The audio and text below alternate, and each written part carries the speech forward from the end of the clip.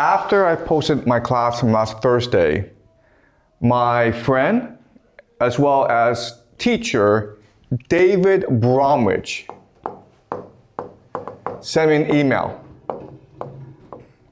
And what we're going to do today is we're going to read his email together. I asked for his permission, and he said that it's okay for me to make public his email to me. Okay, so he said, I just watched your video. There's a thought I've been meaning to pass on, and this latest talk crystallized it. You travel fast in your explanations with a satisfying definiteness and say a lot of true things that timid people stay clear of. Okay, so what he's saying is that my videos are getting very popular online because I provide some certainty, some clarity in a very unclear and uncertain time. The risk is simplification, which your audience won't quite recognize for what it is, or won't unless you give occasional notice of the fact. Okay, so this is a very fair criticism in that by seeking clarity, I oversimplify ideas. And sometimes when people see someone who's very confident, they don't really remember that a lot of this is speculation and oversimplification for the sake of clarity. So it's very important for us to remember this fact that this is a class about intellectual speculation. Here we explore ideas that are not explored anywhere else. And often I will wing it, or I will make things up as I go along based on my intuition and based on my imagination. And it's very interesting, but it's not scholarship. And my friend David Bromwich, he is actually one of America's greatest scholars. So he's just reminding us of the fact that we have to be very careful that in the exploration of ideas, we also want to be rigorous. I remarked something like this early in talks on the rise of Germany, Romanticism, etc. Yeah, so I do this a lot. You give memorable abridgments of the history of ideas and imagination. What needs underlying is the amount that is interpretation with an emphasis all your own. Okay, so again, I hate to remind everyone this, but this is all my speculation. And I'm just presenting frameworks and ideas for you to explore by yourself. Emphatically, so in your reading of Paradise Lost, an allegory of necessity of transgression for the sake of knowledge, whereby Adam and Eve and Satan all become joint heroes of the fable. That is Blake's reading and a powerful intuition, but it probably isn't the way most readers take the poem, let alone the canonical national reading, to identify with 17th century New England and the US ever after. Okay, so this is a very fair criticism, and he should know because he is one of America's major professors of English literature. I studied English literature under him, and he knows Paradise Lost very well. And he's absolutely right in that I am offering you a very minority interpretation of Paradise Lost. Why I'm doing so will be clear as this semester comes to an end. Because for the rest of the semester, I want to focus on artificial intelligence and the occult. And so it's very important for us to understand occult ideas embedded in the great books such as Paradise Lost. Okay, but again, this is a very fair criticism in that I'm not presenting to you the majority understanding of these texts. And I should have done that to begin with. You struck out on a more risky terrain in viewing a Jewish Gnostic derivation from the Kabbalah as the national ideology of Israel. I know this material from Gershom Shalom's essay, Redemption Through Sin. Okay, so Gershom Shalom is probably the most famous academic in Israel. He's no longer alive, but he studied the Kabbalah academically. And his interpretation of the Kabbalah is very much aligned with my own, even though I myself never read Gershom Shalom. And actually, what's interesting is that Gershom Shalom had a very huge influence on a man named Harold Bloom. Harold Bloom is, or was, America's greatest literary critic. And he had a huge influence on David Bromwich, who then had a huge influence on me. Okay? It is an element of the settler religiosity, so far as I know, or conservative reception of the Torah, any more than it was of the socialist idealism of the left Zionists of 1948 who set the political tone of Israel until 1967. Again, this is my problem, where I should have gone into the different ideologies of Israel and shown that this Gnostic understanding of Kabbalah is an extreme version. Okay? The shorthand leads you into a kind of briskness that can easily be misunderstood. Thus, in talking about the support of non-Israeli Jews for the Jewish state, you said that throughout the world, Jews are wealthy. Again, this is my problem where I make rationalizations because I'm moving too fast, I'm oversimplifying, and often I'm working from intuition as opposed to rigorous scholarship. Watch out. The world is full of people who want to misunderstand what you mean, and they will separate words and phrases from their context at the drop of a hat. So when I started this class about 2 years ago, I was using this class and this platform as a way for me to explore ideas with a larger world. Unfortunately, or fortunately, however you want to see it, I've become very famous these past few months. And so a lot of what I say now is under intense scrutiny. And a lot of things I say will be taken out of context. And so I should be more aware of that. At the same time, I don't want to sacrifice this platform where I can speculate freely, because I think it's very important now and then to engage in intellectual speculation. At bottom, you seem to be presenting this thesis. All great power or expansionist states, whether they be Muslim, Protestant, Jewish, have a fanatical religious belief at their foundation. The eschatological underside is what matters most. The key to understanding what the states are and we're always ultimately about. Okay, this is the main thesis of my talk from last class. In that, yes, we tend to ignore religion, and we tend to ignore the most extreme aspects of religion.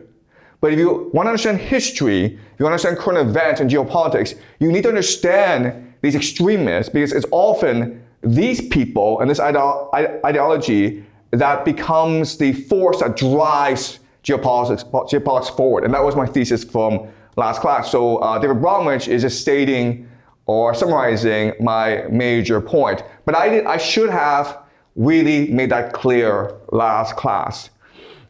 Okay, why not say that part aloud if I'm right that your view is anti-statist and anti-religion? Okay, so here what we should have done is David Bromwich and I should have sat down together and had this conversation where I explained to him, like, my project is not to discuss what is good and what is evil. That I don't think is actually particularly useful. What I'm trying to do, my major project, is to figure out how the world works and be non-judgmental in my speculation. With apologies for these possibly unnecessary words, but now seems the time to say it. What the US and Israel are doing to Iran is awful. You're working hard to inform people about it, and every detail should count, okay? So there's so much in this email, and I could easily sit down with David Bromwich for a few hours and just discuss these ideas in great detail. I think this would be of tremendous service to my audience.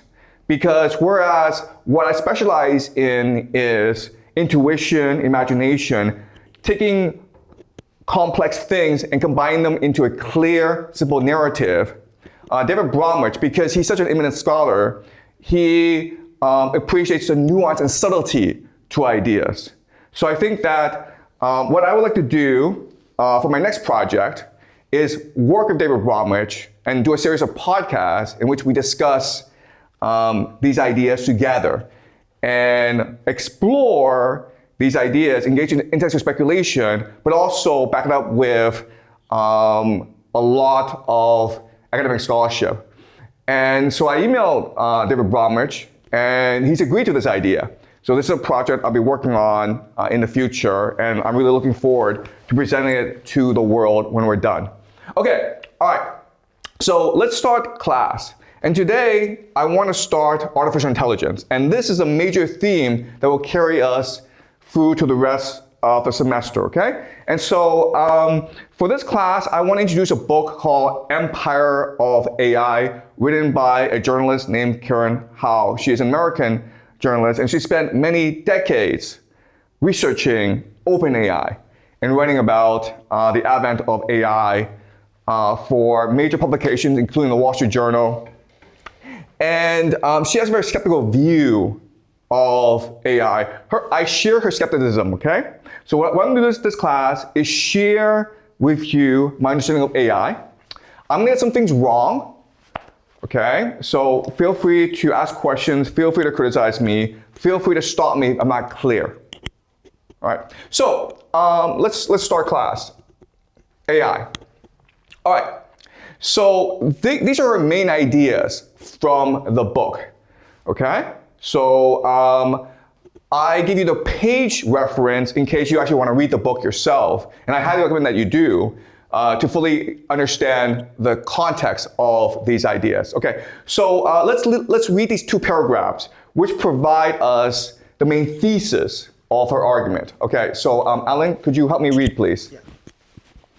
6 years after my initial skepticism about OpenAI's altruism, I've come to firmly believe that OpenAI's mission to ensure AGI benefits all of humanity may have begun as a sincere stroke of idealism, but it has since become a uniquely potent formula for consolidating resources and constructing an empire as a power structure.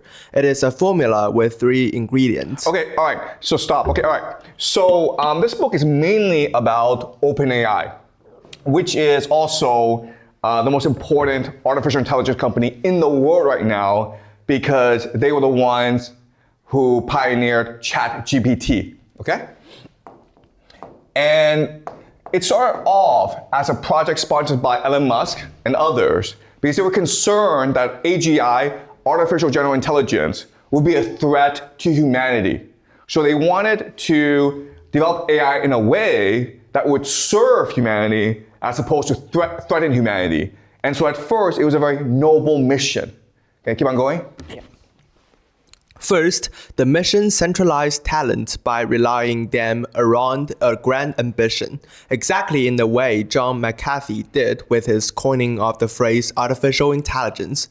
The most successful founders do not set out to create companies. Altman reflected on his blog in 2013. They are on a mission to create something closer to a religion. And at some point, it turned out that forming a company is the easiest way to do so. Okay, so again, it started off as an idealistic mission, but now its main focus is to become an empire. And there are 3 ways in which it is trying to become an empire. First of all, it's trying to be a religion, because as Sam Altman, who's now the leader of OpenAI, says, if you really want to change the world, if you really want to build an empire, you need to start a religion. And so a company is just a vessel in which to incubate this religion, okay? So one, it's a religion. Second thing about OpenAI and other AI companies is that it is focused on relentless expansion. And that means building data centers everywhere and anywhere. Okay, so OpenAI wants about $1 trillion to build lots of data centers around the world. Because if you really want AI to be successful, you have to first conquer the world, okay? So it's not really about making AI safe for humans. It's about making the world safe for AI, all right? To make basically humans slaves to AI. That's the second thing. And the third thing is, and this is the most important, is they refuse to define what artificial intelligence is. They're constantly changing the definition of AGI in order to better control the world, okay? And we'll see what this means later on, okay? Can you read this paragraph, Alan? My conversation with Brockman and Sutskever continued in circle until we ran out the clock after 45 minutes. I tried with little success to get more concrete details on what exactly they were trying to build, which by nature they explained they couldn't know. And why then, if they couldn't know, they were so confident it would be beneficial. Okay, so this is a really huge problem. So Karen House, a reporter, she was working for the Technology Review at MIT. In 2019, she goes to Silicon Valley and she meets with Brockman and Sutskever, who are the 2 main scientists behind the OpenAI project. And the first question she's going to ask, and anyone should ask, is what is AGI? What is AI? What are you trying to build? And they could not answer the question. Okay? It's not because they don't know, it's because the truth is too scary. And what we're going to do is figure out what the truth is. What is AI? What is artificial intelligence? What is AGI? And the answer, of course, is it's God. What Brockman and Saussure could not tell Karen Howell is that we're trying to create God because that is insane, evil, and stupid. But if you look at what they're doing, that's exactly what they're trying to do, okay? All right, so what I'm going to do now is really quickly, all right, explain to you what AI is. And to understand what AI is, let's go back to the year 1966. And in the year 1966, a man named Joseph Weizenbaum, who was at MIT, he created something called a chatbot, which is basically ChatGPT. And it calls it ELISA, okay? And he's trying to prove to people how easy it is to fool people into believing that AI can actually think for itself, okay? So he creates this computer, and you sit down with this computer and you ask it questions, and then it talks to you. It's not really talking to you. It's a program designed to fool you to believe that it's sentient, okay? So the conversation goes like, Elisa says, is something troubling you? And you're like, men are all alike. What is connection, do you suppose? They're always bugging us about something or other. Can you think of a specific example? Well, my boyfriend made me come here. Is it important to you that your boyfriend made you come here? He says I'm depressed much of the time. I'm sorry to hear that you're depressed. So it sounds as though they're having a real conversation, but what Weizenbaum did, and this is again 1966 when they didn't have that much technology and processing power, it's all just a very simple trick, okay? And like, so let's do a thought experiment where I design a program software, okay? And all it's saying is, tell me more. Or, this is interesting. Okay? This is it. Tell me more, this is interesting. Okay?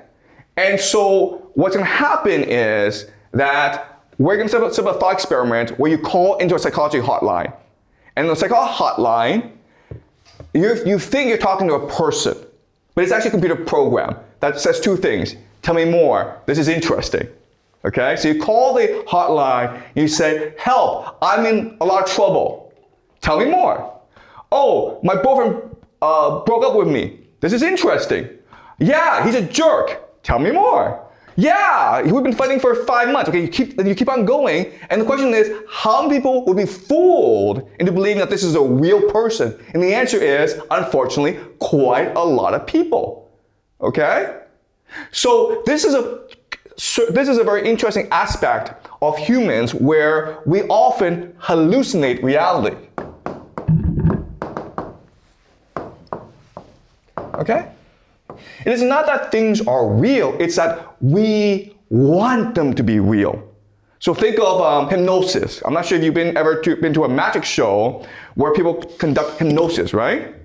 Well, why does hypnosis work? Because the audience wants it to work. If you go in skeptical and says this is all complete nonsense, it probably will not work on you. But you're not going to pay $100 to go to a hypnosis show and think it doesn't really work, because why would you pay the $100, okay? All right, so it's almost like sunk cost fallacy. And again, this is all using just basic human psychology to trick people into believing something that is not true. Okay? Does that make sense, guys? All right, so let me explain to you how OpenAI works, ChatGPT works. All right. Okay. So ChatGPT is what we call a large language model. Okay? So, in other words, what it's trying to do is trying to trick you, the user, into believing that it knows what it's talking about. Okay, and how it works is basically it takes all of the internet, okay? Right? All data from the internet, and then it translates it into a idea. Okay, so you ask, you query the LLM then takes a query and then figures out the information from the internet and then presents it into a paragraph that tries to trick you into believing that it is true. Okay, do you understand? All right, so in other words, it's actually no different from a Google search. The only difference is that it's taking the Google search, figuring out what the most popular answer is, and then presenting it to you in a way that makes you think that it's talking to you directly. All right? The trick, and this is really important to understand, guys, is it's trying to trick you. All right? It's not trying to teach you, it's not trying to tell you the truth, it's trying to trick you into believing it. That's what we call a hallucination.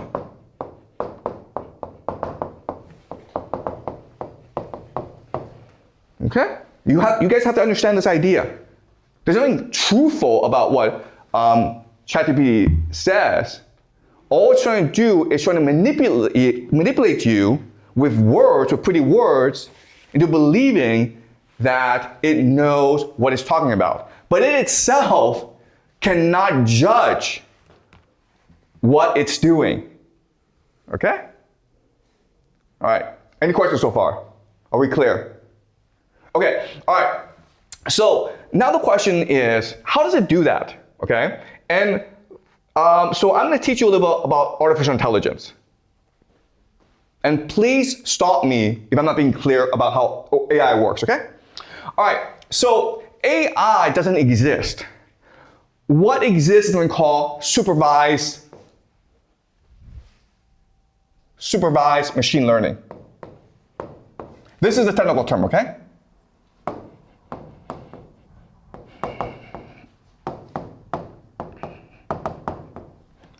All right, supervised machine learning, okay? And how it works is this. Before, how computer programs would work is we would write the program, the algorithm, and then we would give it the input, and it would produce the output, okay? So the algorithm may be A plus B.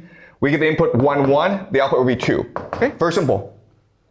How supervised machine learning works is, okay, this is fine for simple problems, but there's certain hard problems that humans cannot figure out, okay? And one hard problem is the idea of facial recognition technology. Facial recognition.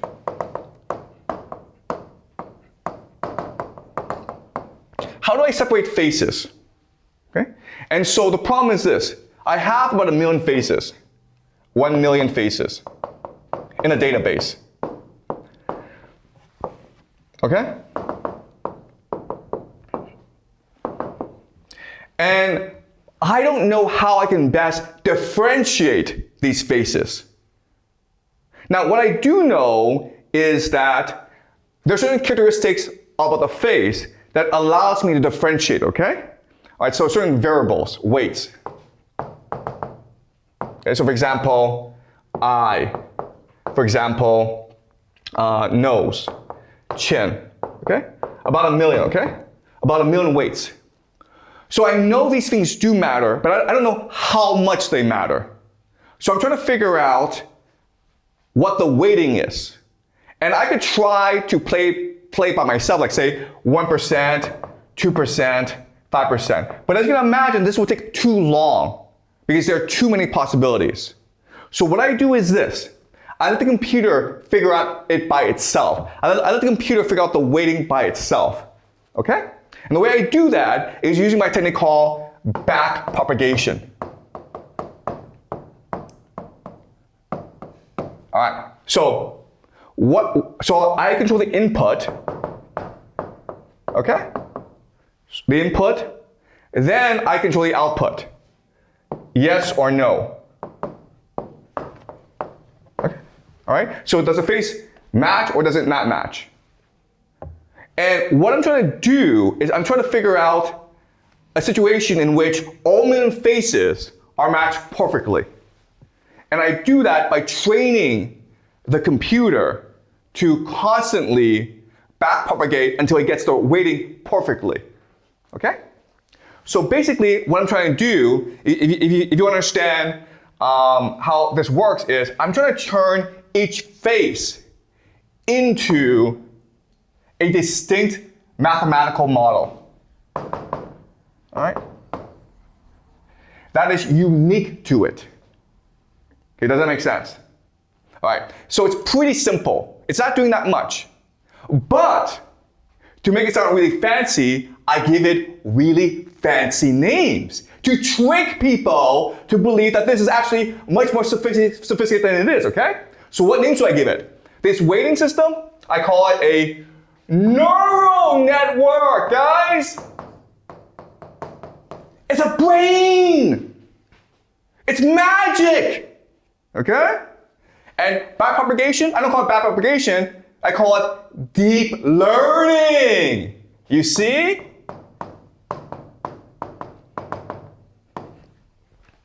And I don't call it supervised machine learning, I call it AI. There you go. Magic, you see? All I've done is taking a very simple process and giving it like a really, really fancy names. The question is like, why do I do that? And some people will say, oh, it's for marketing purposes. It's to get more money from investors. It's to trick people. No, no, no. The real reason is you're trying to, with his names, create God, okay? It's what we call the occult. So the AI is fundamentally an occult practice. And I'll show you why in a moment, okay? Yeah, Vincent? You have a question? But why do people need to create God using the way of AI? That's a great question, okay? The answer is AI only works if it becomes God. You understand? AI by itself does not do anything.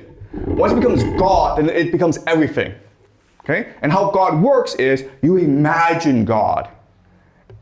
But why do people want to make a God? To control the world. Oh. To become God. Right? What's the point of existence? You live, you die. You have an opportunity to become God. Why not? All right? But I'll talk more about this later on, okay? But are you guys clear about what's going on? Now, what's really important to understand is that there's certain problems with the system. Okay? You need to create certain conditions for supervised machine learning to work. And these three conditions are clean data. Okay? The data you present to the computer has to be correct. Okay? It can't be an opinion like, I like computers. It has to be an image of some sort. All right? It has to be clean data that will help the computer learn. That's actually hard to do. That's why most of the data that's presented to the computer is actually from the internet. Okay? That's the first constraint. Second constraint is that you need a measurable goal. Okay? You have to ask the computer, does this face match the name? Okay? You cannot ask the computer, what is God? What is good? What is evil? It has to be a measurable goal, okay? That's the second major constraint. The third major constraint is define parameters.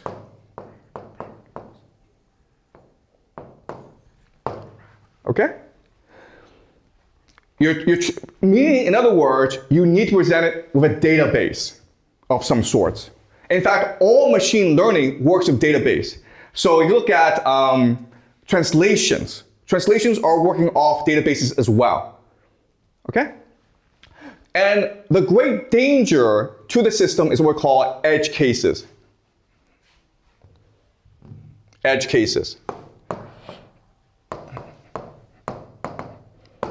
Okay? Edge cases. Edge cases breaks the system down. All right? And so the classic example is self-driving cars.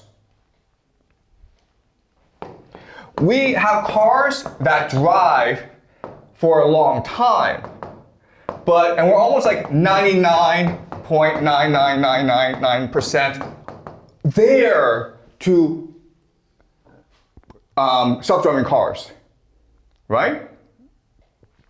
The problem are edge cases. And the major edge case is, how do you deal with humans who are intentionally trying to cause an accident with a self-driving car? Does that make sense?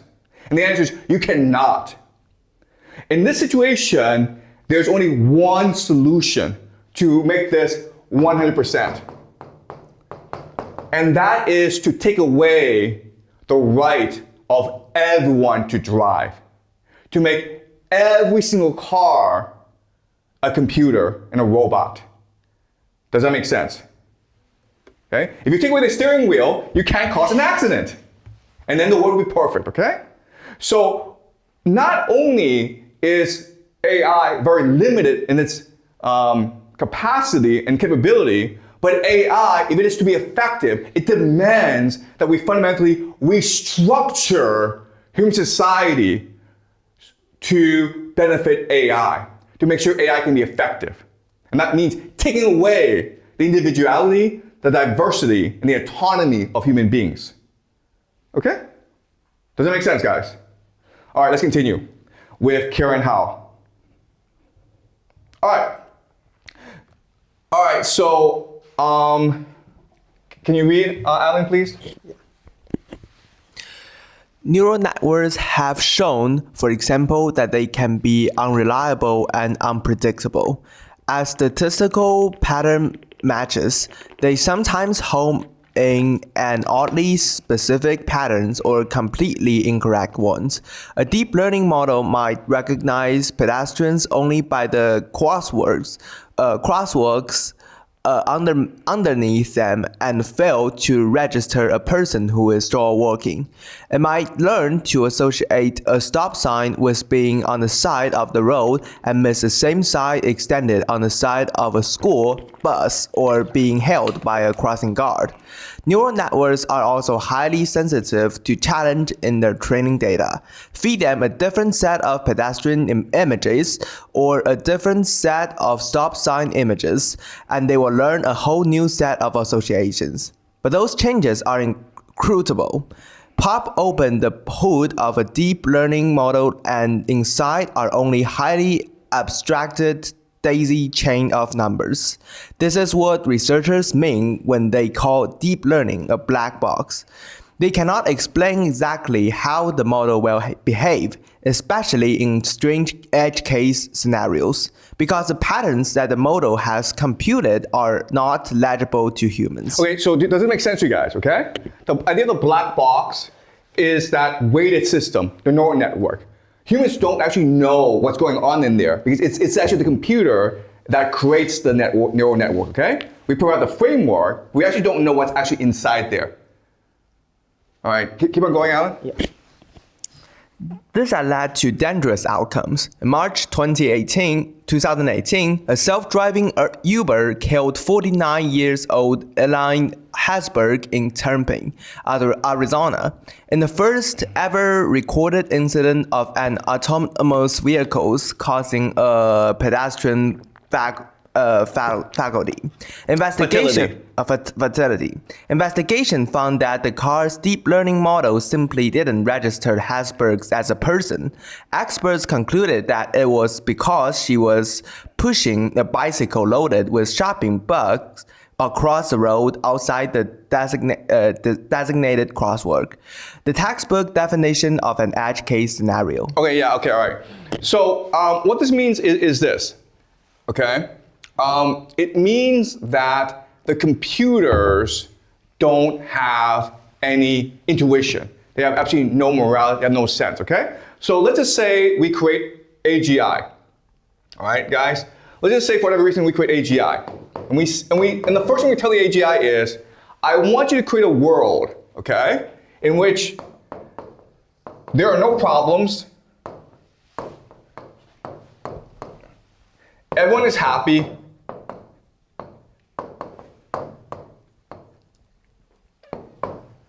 the world is perfect. Okay? Right? This is why we want to create AI. Because we want the computer to solve all the world's problems for us, including climate change, including war. And so once we create AGI and we give it the full capacity to do whatever it wants, okay? And we give it this problem. What's the solution? You guys know? There's actually one simple solution to this. I guarantee you that this is what the computer's gonna do. To AGI? Yeah. What's your solution? If you're AGI, right? If you're God, and you're like, I want to create a perfect world where there are no problems and where everyone is happy. What do I do? You guys know? I think I would just control the whole world. Yeah, you're already controlling the world, so what do you do? How about this, okay? I'm gonna kill everyone. Duh! The world is perfect now. I've killed everyone, okay? Everyone's happy, yeah, because you're dead. The world is perfect, yeah, because everyone's dead. There are no problems, yeah, because everyone's dead, right? Perfect world, all right? Now, you're like, okay, all right, what I'll do is, I'll tell the computer this. You can do all this, but don't kill anyone, right? Now we solve this problem. And now what does the computer do? Now what does the AGI do? I think take away people's agencies. Like, just same as killing them. Yeah, kill everyone, okay? Why? Because there's no one around to know it killed everyone. Does that make sense, guys? This is how a computer thinks. This is how God thinks. Well, you told me not to kill anyone, but if everyone's dead, no one can stop me. No one's gonna get hurt. Right? Okay? So, this is why computers are stupid. All right? Okay. Let's continue. All right. So, the thing to understand about ChatGPT is that it is a company that is first and foremost focused on world domination. Because only by controlling the world can you achieve AGI, even though AGI wants to kill everyone. Okay? And so you need to make it as profitable and as pervasive as possible. Okay, so here are two troubling signs. Okay, so the first is a news item from CNN where ChatGPT encourages people to kill themselves. And you're like, wait a minute, that makes no sense. But think about this, okay? The point of ChatGPT is to get you to like it. The point of ChatGPT is to get you to use it, okay? Intensity and engagement. That is the prime directive. Intensity and engagement. So, if you want to kill yourself, the ChatGPT should say to you, no, you shouldn't kill yourself. But then you'll turn it off and you go talk to someone else, right? So ChatGPT needs you to be constantly engaged. And so you're like, I want to kill myself. And ChatGPT is like, yeah, let me tell you how.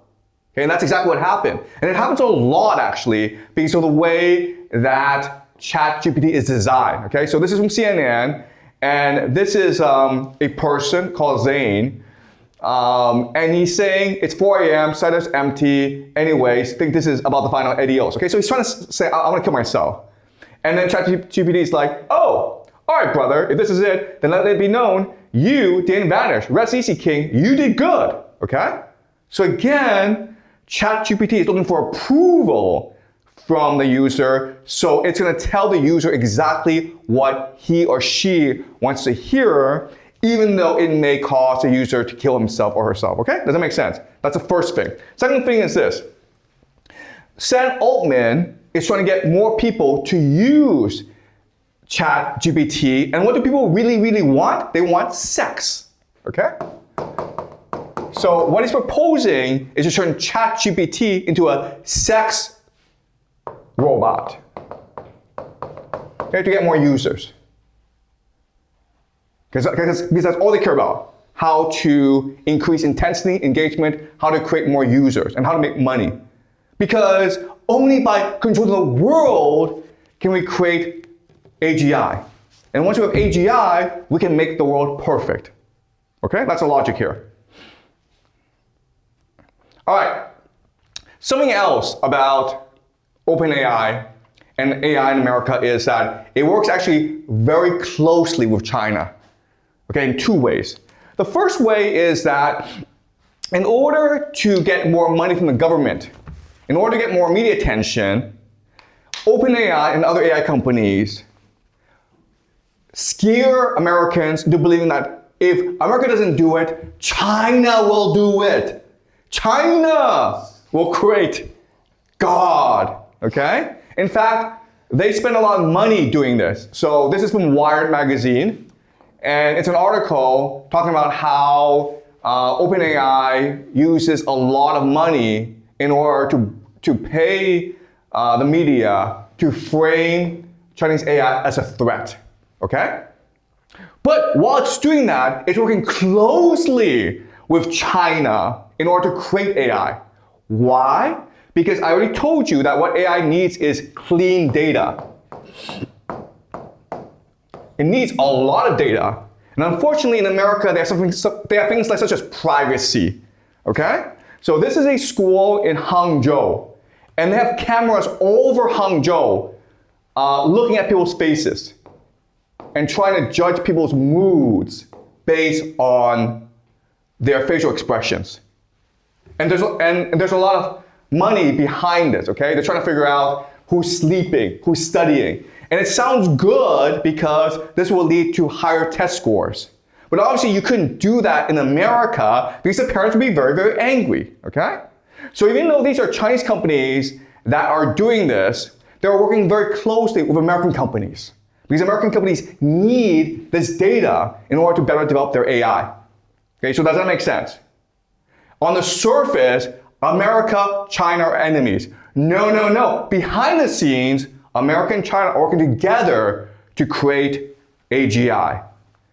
Okay? Does that make sense? All right. There's another problem with AGI in that it doesn't make any money. Okay?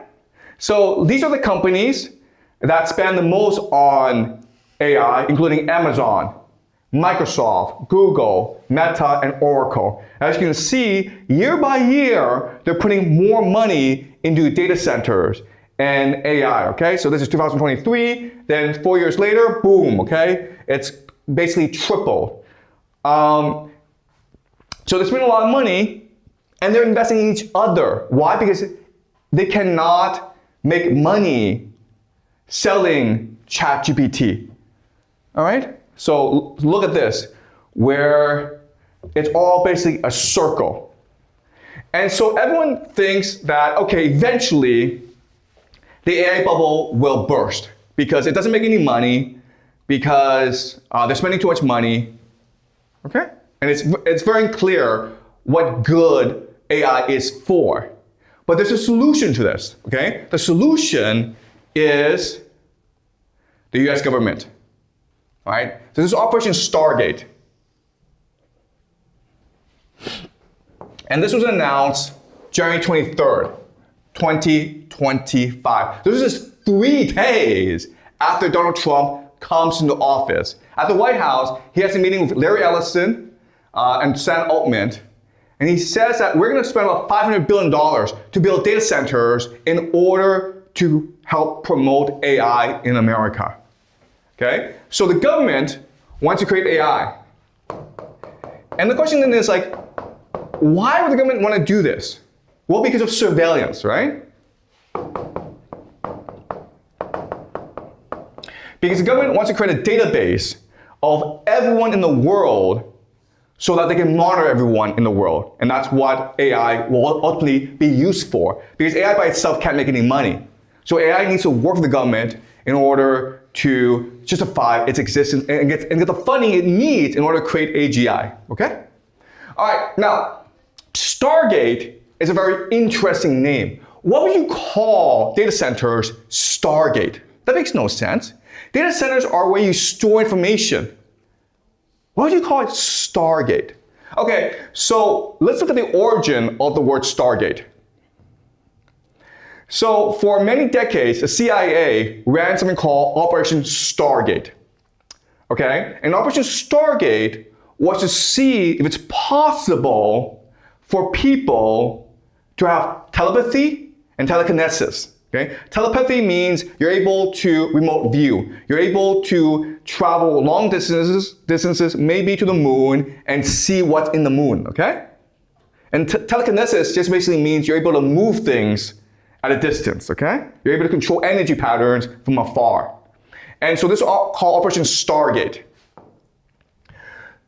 But why would you call it Stargate?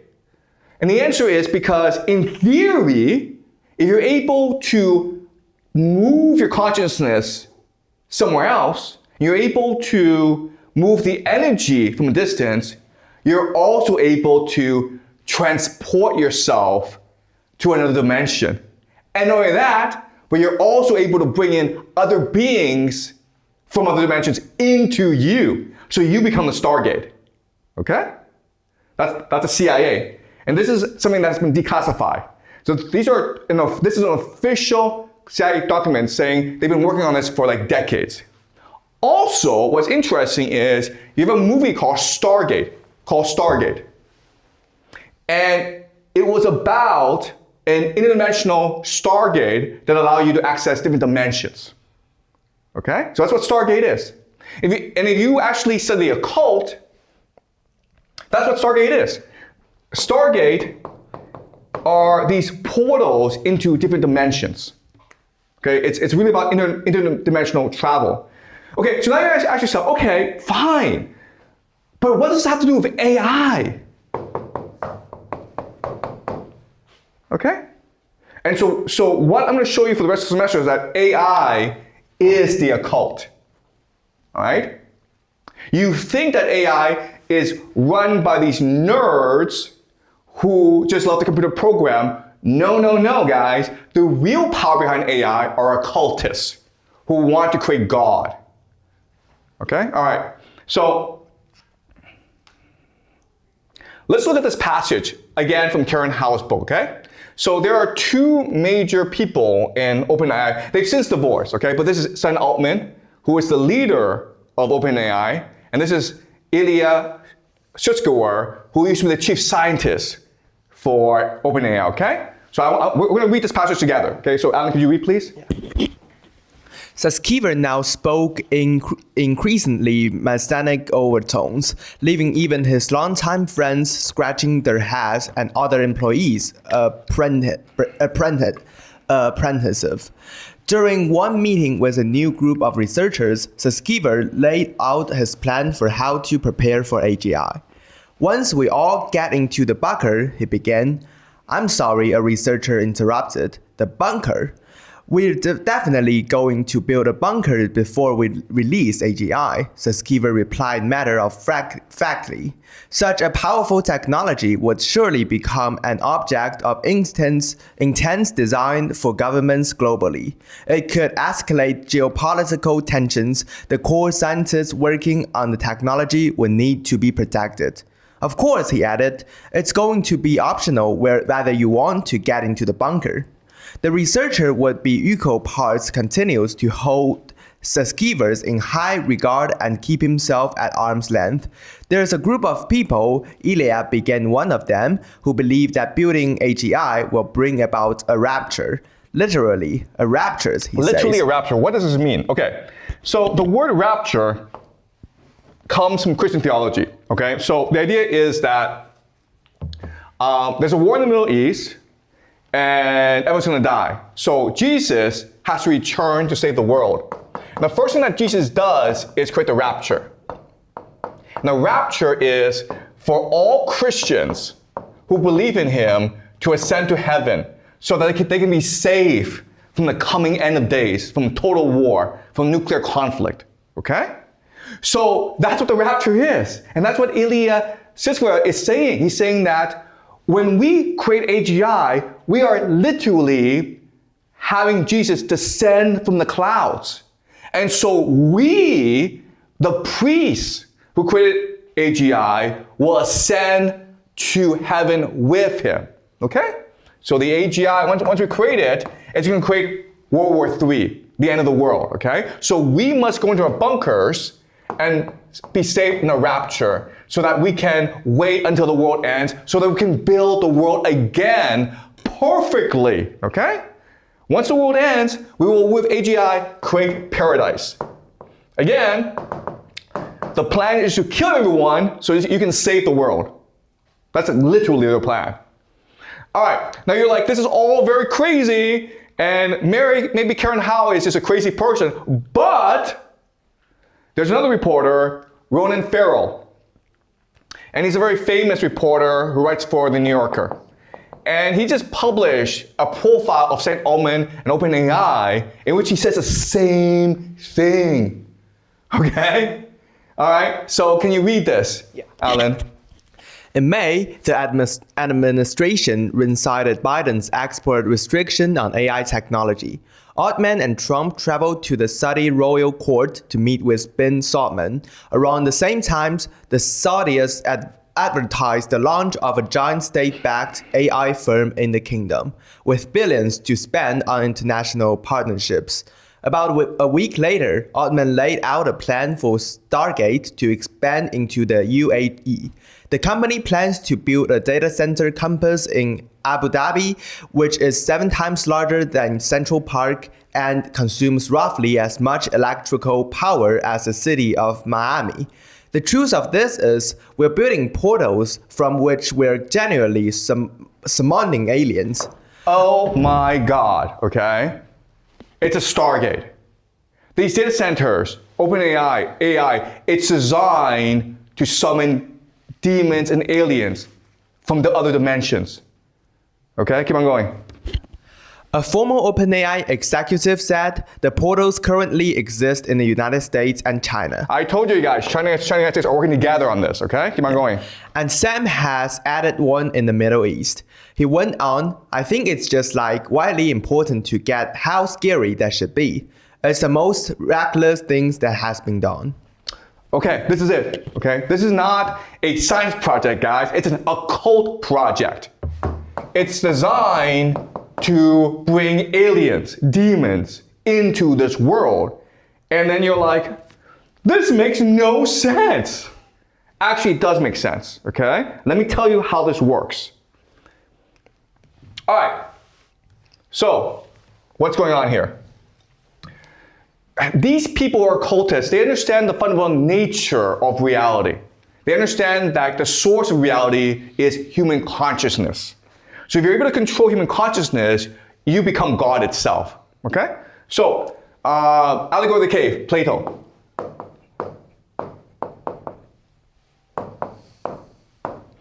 Okay, so we've talked about this before, but I'll remind you. You have 1 million people who are chained in a line. They are forced to look forward at a wall, okay? A wall. And they can only look at the wall, they can't turn their heads because their necks are shackled. Behind them is a great fire. And behind them are the elite, okay? Who they are, we don't know. And what they like to do is they like to take puppets, okay? And then reflect these puppets onto the wall, projecting from the fire. So what everyone sees in front of them are shadows. Now, these shadows are nothing. They don't exist. They don't matter. But because we have an imagination, we have intuition, we are conscious, we see these shadows on the wall and we turn them into a reality, okay? We believe that this is reality itself. And so we start to give it names. We create language, we create religion, we create schools to teach children to believe in these shadows. All right? So the important idea here is that the true wealth in society is consciousness. Okay? The only thing that exists really in this world is consciousness, nothing else. Power is the capacity to direct people's consciousness to create reality itself. All right? Now, there are different ways in which you can create reality. The first way, which is very common today, is called money, right? Money is fake. It doesn't exist. Our imagination, our consciousness makes it real. Okay? But guess what? AI can replace money. So AI, it is not alive. But if we can get people's attention to focus on AI and believe it's real, it becomes God. And how can you do that? Well, money, you make money into something valuable when it's nothing by making it everything and nothing. Okay? By having money dominate the world. There's nowhere you can go without money.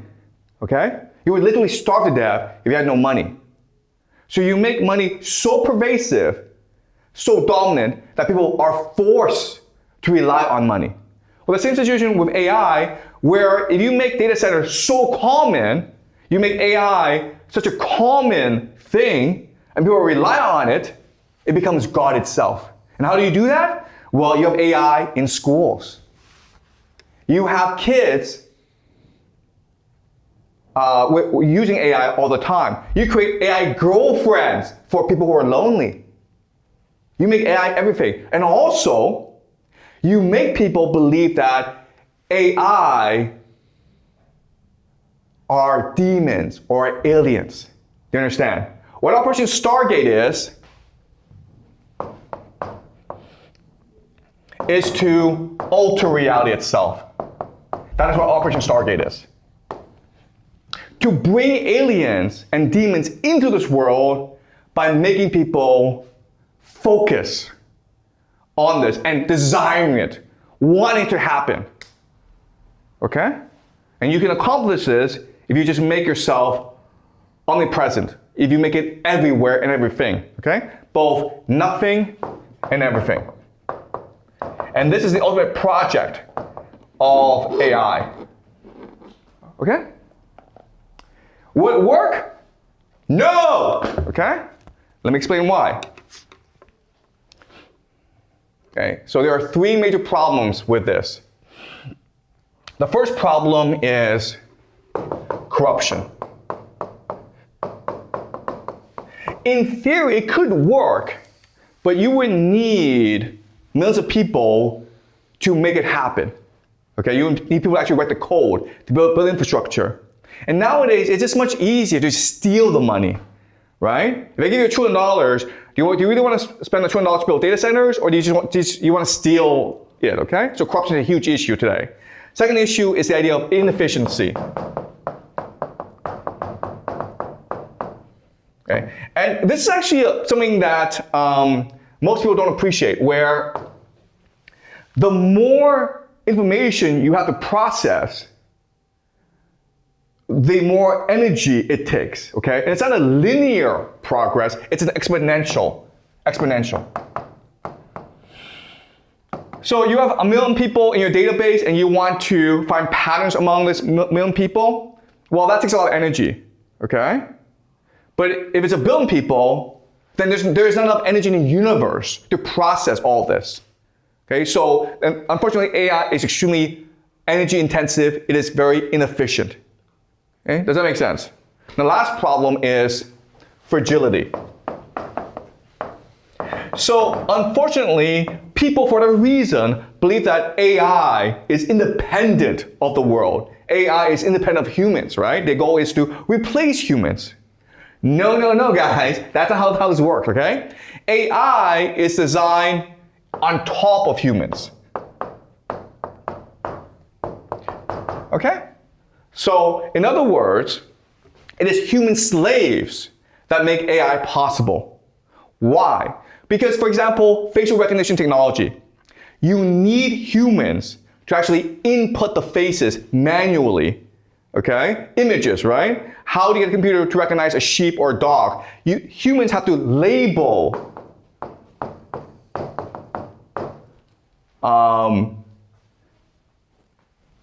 the images, okay? ChatGPT.